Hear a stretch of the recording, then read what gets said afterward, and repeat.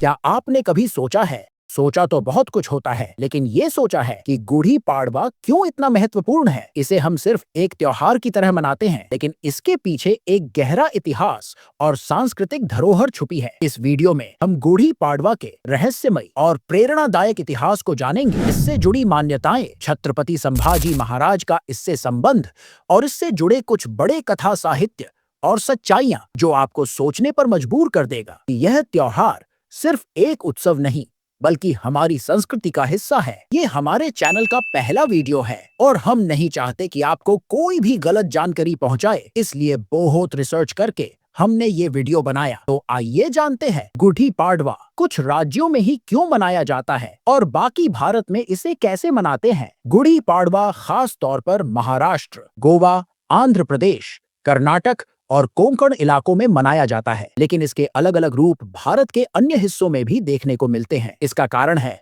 क्षेत्रीय संस्कृति, परंपराएं और ऐतिहासिक महत्व। महाराष्ट्र में इसे मराठी नव वर्ष के रूप में मनाया जाता है, जो चैत्र मास की शुक्ल प्रतिपदा से शुरू होता है। ये हिंदू लूनिसोलर कैलेंडर का पहला दिन होता है, जिसे मराठी और कोंकणी समुदाय खास मानते हैं। लेकिन दक्षिण भारत में, जैसे कर्नाटक और आंध्र प्रदेश में, इसे उगादी कहते हैं और वहां भी यही दिन नव वर्ष की शुरुआत माना जाता है। कर्नाटक और आंध्र प्रदेश में उगादी को वसंत ऋतु की शुरुआत और फसल कटाई के उत्सव के रूप में देखा जाता है। वहां नीम और गुड़ का मिश्रण खाया जाता है, जो जिंदगी के सुख दुख को दर्शाता है। मणिपुर में इसे साजिबू नोंगमा पानबा छेराउबा कहते हैं और ये नए साल के साथ प्रकृति के प्रति आभार का त्योहार है। सिंधी समुदाय इसे छेती चांद के रूप में मनाता है, जो उनके वरुणावतार भगवान झूलेलाल के जन्म से जुड़ा है। तो भले ही नाम और तरीके अलग अलग हों, मूल भावना एक ही है, नई शुरुआत, समृद्धि और अच्छाई की जीत। फिर भी हर राज्य की अपनी मान्यताएं और तरीके इसे अलग बनाते हैं। उदाहरण के लिए, पंजाब में बैसाखी, तमिलनाडु में पुथांडू और बंगाल में नब्बा बरसा भी इसी समय के आसपास मनाए जाते हैं, लेकिन उनके पीछे की कहानियां और रीति रिवाज अलग हैं। महाराष्ट्र में गुड़ी पाड़वा का जोर इसलिए ज्यादा है क्योंकि ये मराठा इतिहास और उनकी जीत से जुड़ा है, जिसे हम आगे देखेंगे।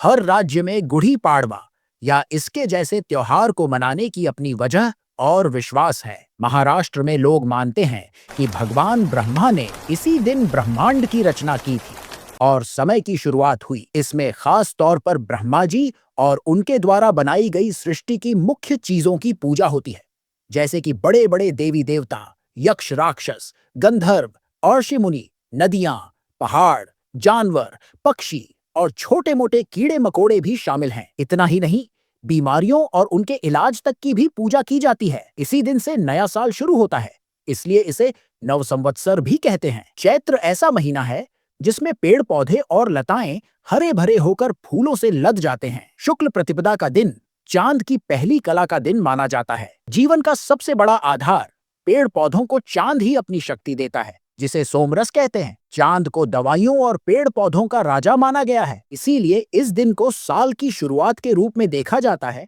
साथ ही ये भगवान राम की रावण पर जीत और अयोध्या वापसी का भी प्रतीक माना जाता है। कुछ लोगों का कहना है कि गुड़ी पाड़वा का संबंध रामायण से है और यह श्री राम के रावण पर विजय पाने और अयोध्या लौटने से जुड़ा है। उनका मानना है कि जब श्री राम ने रावण को हराया और अयोध्या वापस आए, तब यह दिन मनाया गया और इसलिए गुड़ी विजय का प्रतीक है। लेकिन यह बात पूरी तरह से सही नहीं है, क्योंकि रामायण के अनुसार रावण पर विजय और अयोध्या वापसी का दिन आश्विन मास की अमावस्या को होता है, जो दिवाली के रूप में मनाया जाता है, न कि चैत्र मास में। रामायण के अनुसार श्री राम ने रावण को दशमी तिथि को हराया था और उसके बाद अयोध्या लौटने में उन्हें कुछ समय लगा। जब वे अयोध्या पहुंचे, तब दिवाली मनाई गई, जो आश्विन मास की अमावस्या को होती है। इसलिए दिवाली को राम के स्वागत और विजय के उत्सव के रूप में जाना जाता है। गुड़ी पाड़वा दूसरी तरफ चैत्र मास में आता है, जो हिंदू पंचांग के अनुसार वर्ष का पहला मास होता है। इसका संबंध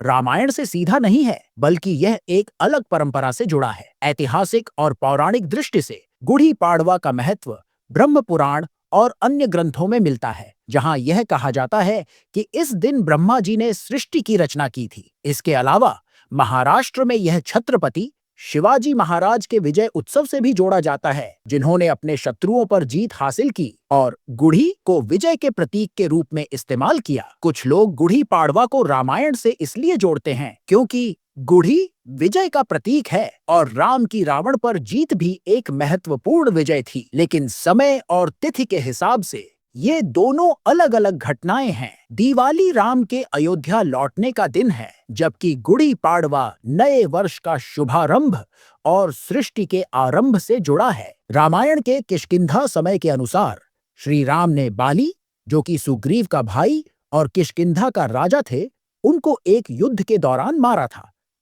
यह घटना राम के लंका अभियान से पहले हुई थी, जब सुग्रीव की मदद से उन्होंने अपनी सेना तैयार की। बाली का वध एक तीर से किया गया था, जब वह सुग्रीव से लड़ रहा था और श्री राम ने छुपकर उस पर प्रहार किया था। यह एक महत्वपूर्ण घटना थी क्योंकि इसके बाद सुग्रीव श्री राम के मित्र बने और उन्होंने लंका पर विजय की तैयारी में योगदान दिया। लेकिन रामायण में यह स्पष्ट नहीं कहा गया है कि बाली का वध चैत्र मास के शुक्ल पक्ष की प्रतिपदा को हुआ था, जो गुड़ी पाड़वा का दिन है। रामायण के समय और तिथि का विवरण इतना विस्तृत नहीं है कि हम एक निश्चित दिन निर्धारित कर सके। आमतौर पर यह घटना गर्मियों के समय से पहले की मानी जाती है, लेकिन इसका गुड़ी पाड़वा से सीधा संबंध कोई पौराणिक ग्रंथ में नहीं मिलता। अब जानते हैं राजा शालिवाहन कौन थे और शालिवाहन की विजय का इससे क्या संबंध है। राजा शालिवाहन एक प्रसिद्ध नीति निपुण और वीर राजा थे, जिन्होंने शालिवाहन शक नामक एक नया संवत्सर शुरू किया था। ऐतिहासिक तौर पर उनका समय ईसवी सन के आसपास माना जाता है। ऐसा कहा जाता है कि उन्होंने अपने शत्रुओं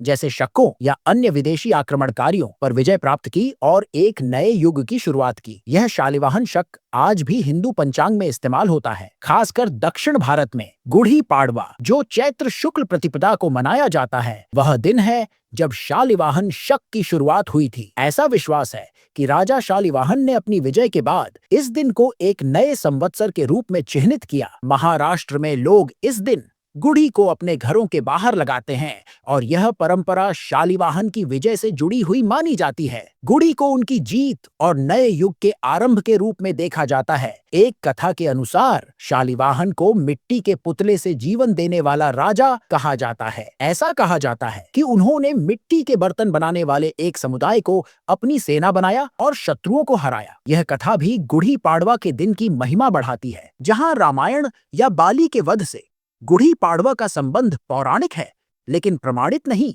वहीं शालिवाहन का संबंध इस त्योहार से ऐतिहासिक और सांस्कृतिक दृष्टि से ज्यादा मजबूत है। महाराष्ट्र में शालिवाहन और छत्रपति शिवाजी महाराज दोनों के विजय उत्सव गुड़ी पाड़वा के साथ जोड़कर देखे जाते हैं, जो इस त्योहार को एक योद्धा संस्कृति का प्रतीक बनाता है। अब जानते हैं जिसका आपको बेसब्री से इंतजार था, छत्रपति संभाजी महाराज की मृत्यु का गुड़ी पाड़वा से क्या संबंध है। छत्रपति संभाजी महाराज, जो शिवाजी महाराज के पुत्र और मराठा साम्राज्य के दूसरे छत्रपति थे, उनकी हत्या मुगल सम्राट औरंगजेब ने करवाई थी। यह घटना 11 मार्च 1689 को तुल्लापुर महाराष्ट्र में हुई थी। छत्रपति संभाजी महाराज को पकड़कर उन पर अत्यंत क्रूर अत्याचार किए गए। उनकी आंखों में गर्म सलाखों से छेदा गया, जीभ काट दी गई और फिर उनके शरीर के टुकड़े टुकड़े करके उन्हें भीमा नदी में फेंक दिया गया। यह दिन फाल्गुन मास की अमावस्या का था, जो हिंदू पंचांग के हिसाब से चैत्र शुक्ल प्रतिपदा गुड़ी पाड़वा से एक दिन पहले था। इसलिए कुछ लोगों ने इस घटना को गुड़ी पाड़वा से जोड़ दिया।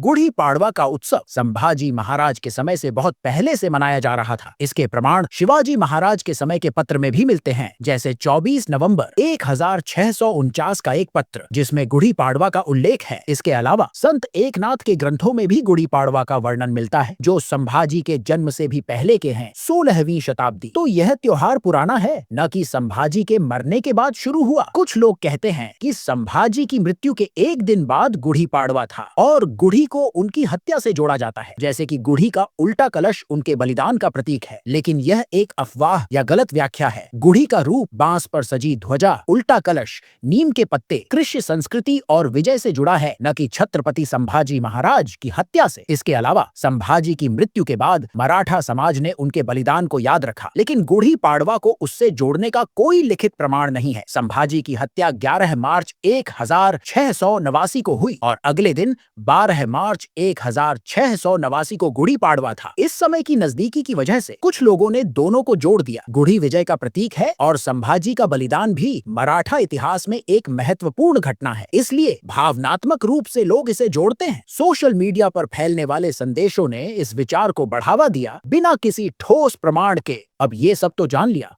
लेकिन अब गुड़ी का अर्थ भी जान लो। गुड़ी एक मराठी शब्द है जिसका अर्थ है विजय का प्रतीक या ध्वज, और कलश समृद्धि और शुभता का प्रतीक है। उल्टा होने से आशीर्वाद नीचे बरसने का संकेत देता है। गुड़ी पाड़वा का जश्न बहुत रंगीन और उत्साह से भरा होता है। सुबह लोग जल्दी उठकर पहले तो घर में क्लेश करते हैं और अपने अपने काम आपस में बांट लेते हैं, फिर स्नान करते हैं और नए कपड़े पहनते हैं। घरों को साफ करके दरवाजों पर रंगोली बनाई जाती है और आम के पत्तों से तोरण सजाया जाता है। सबसे खास होता है गुड़ी बनाना। एक बांस की छड़ी पर रंग बिरंगी साड़ी या कपड़ा लपेटा जाता है, उस पर नीम और आम के पत्ते, फूलों की माला और ऊपर उल्टा तांबे या चांदी का लोटा रखा जाता है। इसे घर के दाहिनी ओर ऊंचाई पर लगाया जाता है, जो जीत और समृद्धि का प्रतीक है। लोग पूजा करते हैं और मिठाइयां जैसे पुरणपोली, श्रीखंड और सोंठ पाक बनाते हैं। महाराष्ट्र में कई जगह जुलूस निकलते हैं जहां पारंपरिक नृत्य जैसे लावनी और पोवाड़ा होते हैं। परिवार और दोस्त मिलकर